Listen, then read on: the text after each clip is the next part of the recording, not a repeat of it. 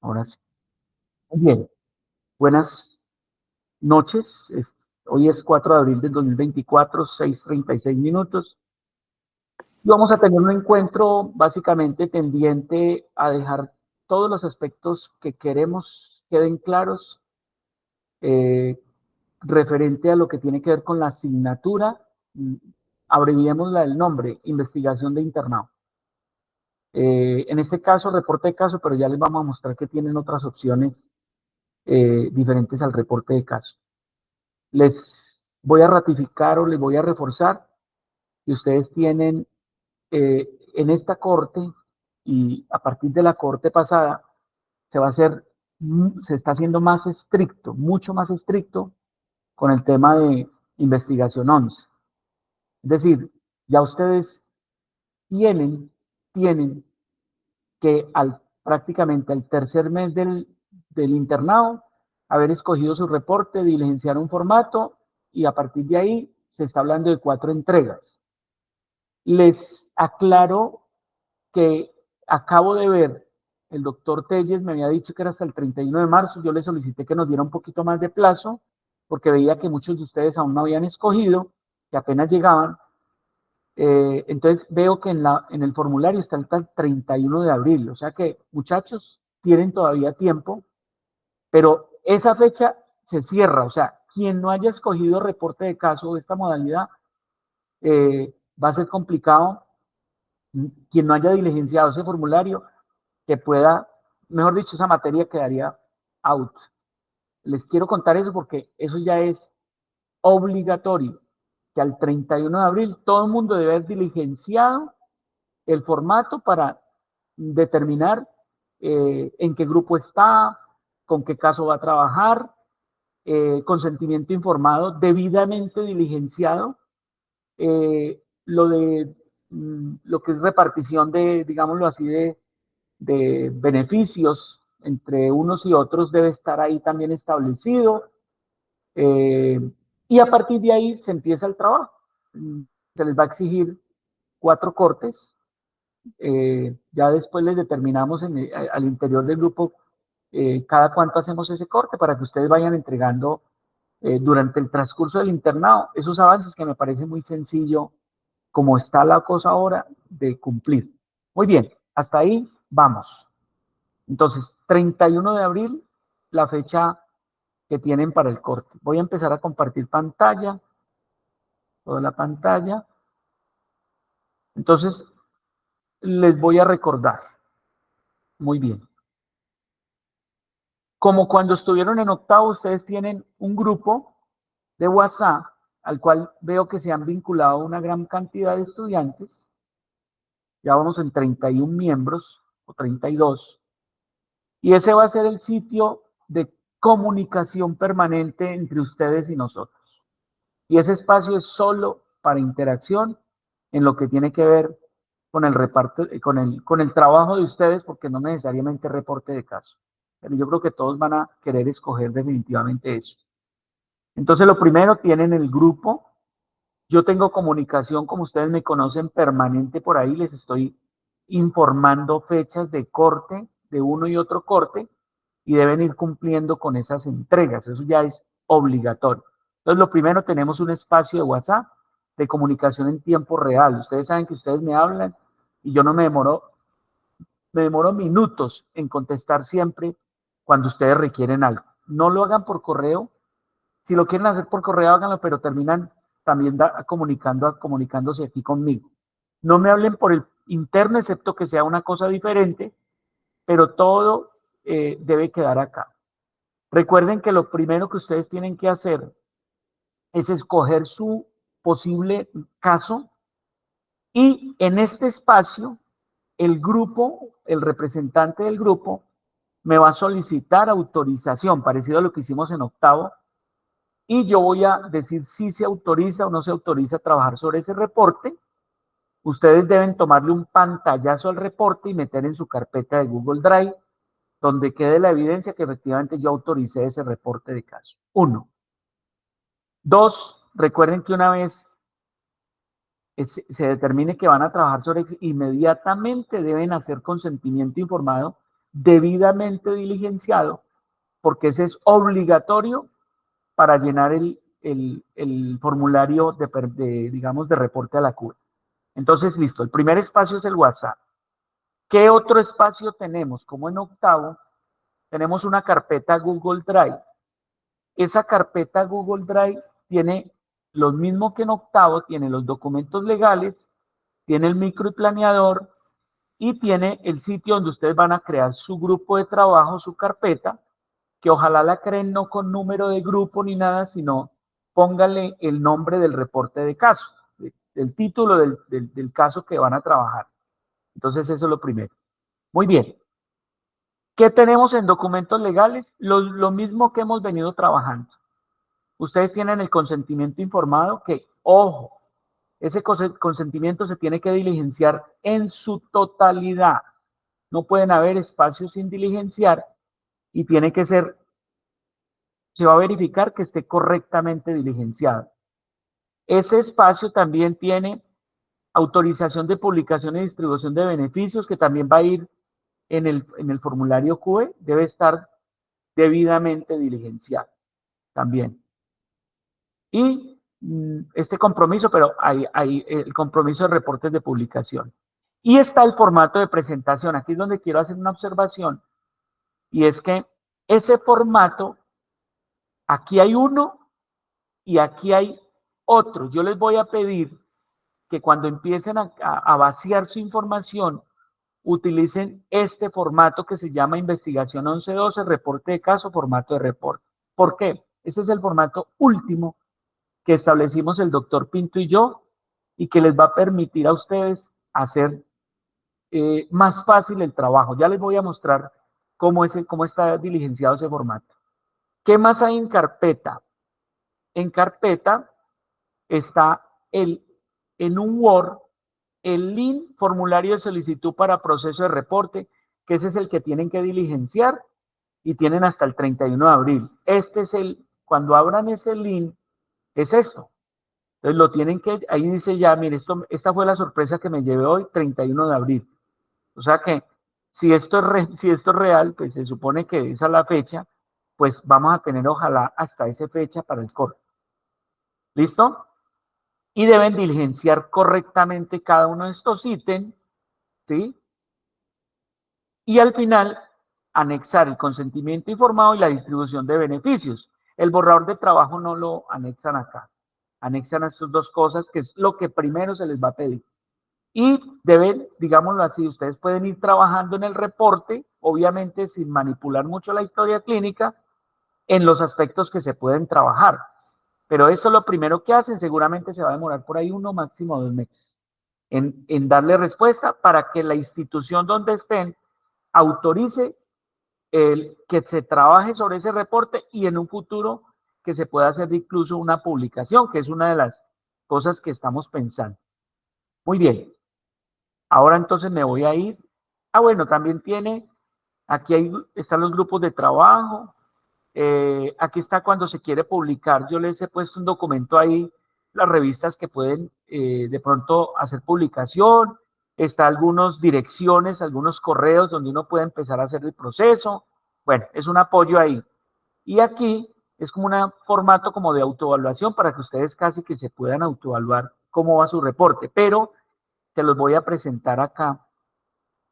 El último formato que les digo, que es el formato que deberían ya casi que empezar a utilizar, y se los voy a mostrar, porque les va a hacer el trabajo mucho más fácil. Es decir, este es el formato oficial de la CUE, entonces, donde básicamente hay unas preguntas que le orientan a ustedes a que vayan diligenciando cada uno de los ítems que tiene un reporte de caso. Entonces, hay unos aspectos generales donde dice que el caso clínico es novedoso, interesante, pedagógico, que son digamos, los criterios para uno escoger un reporte de caso. Obviamente hay más criterios. Le pregunta si hay consentimiento del paciente a su representante y se proporcionan los nombres y apellidos del autor, su contacto de correspondencia y eso. Eso debe ser claro. El título, entonces le dice a usted 3 preguntas que le orientan cómo debe quedar un título. Y usted debe cumplir con esas 3 preguntas que se les pide ahí. La autoría también le pone los interrogantes, o sea, ¿cómo queda una huella en una autoría? Menciona los nombres y apellidos, destaca los apellidos en negrilla, indica la afiliación de la institución, es decir, cumplan cada uno de estos criterios. Y van bien. Cuando empiecen a diligenciar, si quieren no borren esto, pónganlo ahí y de alguna manera uno ya sabe si están o no están cumpliendo. El resumen, aquí están las preguntas orientadoras. Cumplan con cada uno de estos ítems que les piden en el resumen. Empieza por incorporar el resumen el mensaje central clave junto a detalles necesarios de manera concisa. Es directo, claro, conciso y veraz. Resume la presentación clínica, abordaje y evolución. Destaca brevemente la importancia del caso y su discusión. Y cierra con una lección aprendida del caso. Eso es un resumen. Eso es un párrafo. No debe ser extenso. Las palabras claves, aquí está, en la orientación de qué debe tener. Las siglas, también está la pregunta que lo orienta. Y en la introducción, muchachos, que yo creo que es donde más dificultades ustedes tienen, ¿sí? Está las preguntas que se ha simplificado además un poco la introducción. Se recuerde que la introducción, si usted lee el formato QE, dice, es una descripción breve y referenciada del tema central del caso. O sea, si estamos hablando de neumonía multilobar, entonces se hace una búsqueda sistemática de la literatura, se traen los artículos y se hace, pero aquí le dice claramente qué es lo que debe ir en la introducción. Entonces se define el problema del caso, su contexto, su epidemiología y por qué es importante publicarlo. Se definen conceptos relevantes necesarios para comprender, o sea, esto es traído de la literatura con normas Vancouver. Se establece la importancia del caso en términos de cuál es la epidemiología, ya está dicho arriba también, y se propone el objetivo e intención del reporte en términos de novedad, rareza, desafío, singularidad. Esa es la introducción. Son por ahí 2 párrafos, no tiene que ser extensa, debe ser referenciada con normas Vancouver para lo que tiene que ver con normas. Descripción del caso. Recuerde que la descripción del caso tiene lo primero la información del paciente, entonces está afiliación, edad, sexo, etnia y síntomas, o sea, lo que es enfermedad actual y el examen físico. Esto es información del paciente. Lo segundo es todo lo que es el abordaje diagnóstico, incluyendo diagnósticos diferenciales, ayudas diagnósticas de laboratorio. Lo tercero, se describe la intervención, o sea, el tratamiento. Lo cuarto, lo que es el calendario. Y lo quinto, perspectiva del paciente. Es decir, respondan cada una de estas preguntas y esa es la descripción del caso. Muy sencillo. En discusión, yo creo que es de las partes más importantes del reporte de caso. Entonces, ojo, en la discusión, ahí hay una modificación con respecto a lo que ustedes ya traían. Casi que esto que está acá lo hacíamos en la introducción. Hay una modificación de acuerdo al consenso de nosotros, los que coordinamos, y entonces discusión. Se realiza una revisión adecuada de la literatura pertinente del caso, por normas Vancouver, donde se aborda la etiología, los factores de riesgo, la patogénesis, la clínica, el abordaje diagnóstico, pronóstico y tratamiento. O sea, si está ahí referenciado con normas Vancouver, está muy bien. Se contrasta los hallazgos de la literatura con el caso reportado. O sea, ¿qué encontraron acá y en la introducción y qué encontraron en su caso y qué se hace diferente o qué se hace igual o en qué cambia? Se identifican brechas o diferencias entre la literatura y los hallazgos y se explica la singularidad del caso, fortalezas y limitaciones relacionadas. Conclusión, se presentan las implicaciones del caso con un mensaje clave central. La integridad académica básicamente es lo del Comité de Ética Médica, declaración de conflictos de intereses y si usó herramientas de inteligencia artificial o no. Si hay agradecimientos, obviamente se ponen los agradecimientos. La bibliografía, mínimo, ojalá 10 referencias, ojalá más, y todo referenciado con normas Vancouver. Para eso también las herramientas de inteligencia artificial los va a ayudar. Y en el ítem ayudas de imagen dice, se incluye una sección de anexos, fotografías, figuras, se maneja responsablemente las fotografías, se proporciona una declaración de origen, elaboración y adaptación de cada ayuda. Con base en esto, muchachos, es que nosotros establecimos una rúbrica, se las voy a mostrar rápidamente, es decir, para que ustedes sepan con base en qué vamos a calificar. Entonces, si ustedes responden cada ítem a esas preguntas, esas mismas preguntas están acá. Y aquí están los ítems evaluados, cada uno de los espacios del reporte de caso, está los puntos a asignar. Lo que nos falta de esto es agregarle qué va en el primer corte, en el segundo, en el tercero y en el cuarto.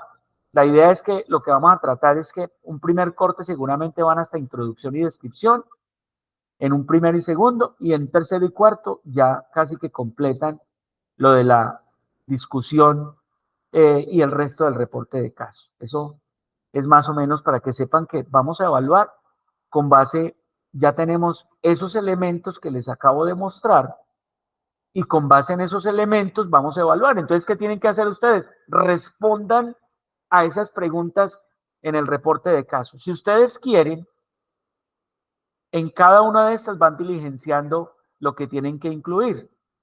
Y casi que ahí ustedes mismos se están autoevaluando y nos están diciendo que están efectivamente cumpliendo con cada uno de los ítems. Esa es como la cosa. Y nosotros tenemos, además de eso, perdón, nosotros también tenemos ahí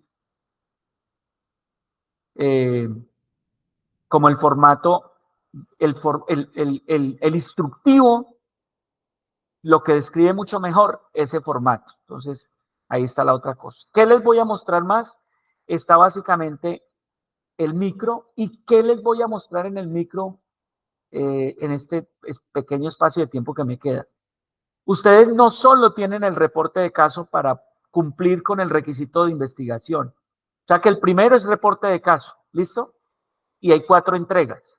El segundo es que ustedes podrían escoger, si se, entre comillas, en este tiempo no encuentran un caso, podrían concertar con nosotros y buscar un reporte que se haya hecho en cohortes anteriores, y ese reporte lo podemos trabajar y lo tenemos que llevar hasta publicación, pero eso hay que definirlo antes del 31 de abril. O sea que esto ya es válido, obviamente con la autorización y con la autoría de los que trabajaron la primera vez en el reporte de caso. Y también pueden hacer un anteproyecto. Esas son las 3 modalidades que nosotros, el doctor Pinto y yo, tenemos la obligación de trabajar con ustedes. Aquí están también 4 entregas. Eso ya es hacer prácticamente un anteproyecto de un trabajo de investigación.